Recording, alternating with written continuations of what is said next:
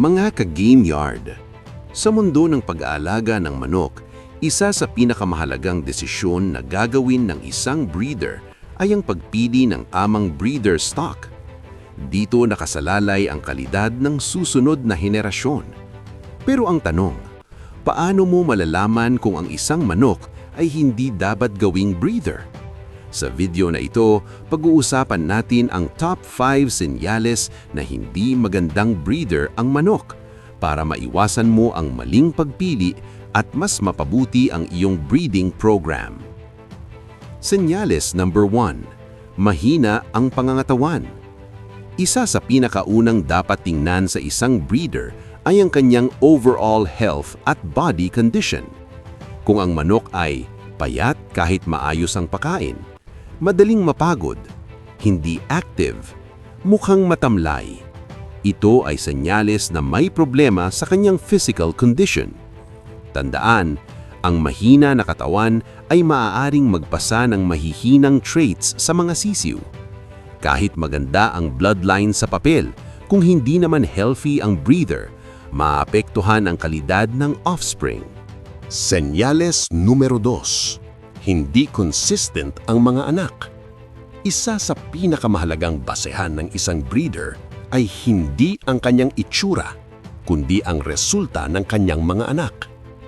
Kung napapansin mo na hindi pare-pareho ang kalidad ng offspring, may mga magaganda pero marami ring mahihina, walang consistency sa traits. Ito ay senyales na ang manok ay hindi stable genetically para sa breeding. Ang magandang breeder ay dapat may consistency, may predictable traits, at may maayos na reproduction results. Senyales numero 3. May health issues o madaling magkasakit. Ang kalusugan ay napakahalaga sa breeding. Kung ang manok ay madalas magkasakit, mabagal gumaling, may recurring issues, mahinang tibay sa environment, ito ay malaking red flag. Bakit? Dahil maaaring maipasa ang mahinang resistensya sa susunod na henerasyon. Sa breeding, ang gusto natin ay matibay, adaptable, at kayang mag-survive sa iba't ibang kondisyon.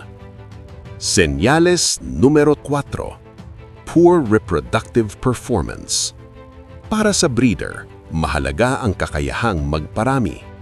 Kung napapansin mo na mababa ang fertility rate, konti ang napipisang itlog, hindi maganda ang hatchability, mahina ang survival ng siwsiw, ito ay senyales na may problema sa breeding potential.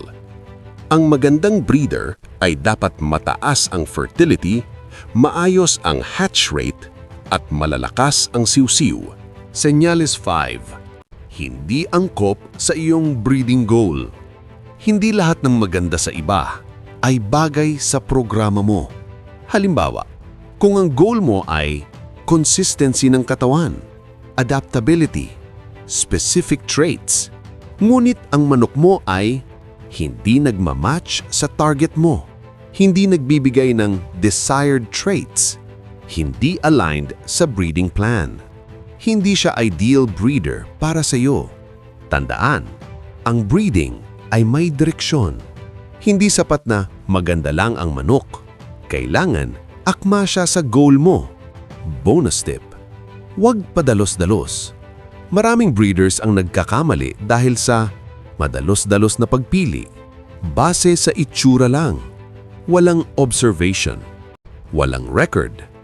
Ang tamang paraan, mag-observe, mag-record, mag-test breeding, mag-evaluate ng offspring. Summary, balikan natin mga ka-game yard. Narito ang top 5 senyales na hindi magandang breeder ang manok. 1. Mahina ang pangangatawan. 2. Hindi consistent ang mga anak. 3. May health issues. 4. Poor reproductive performance. 5. Hindi akma sa breeding goal.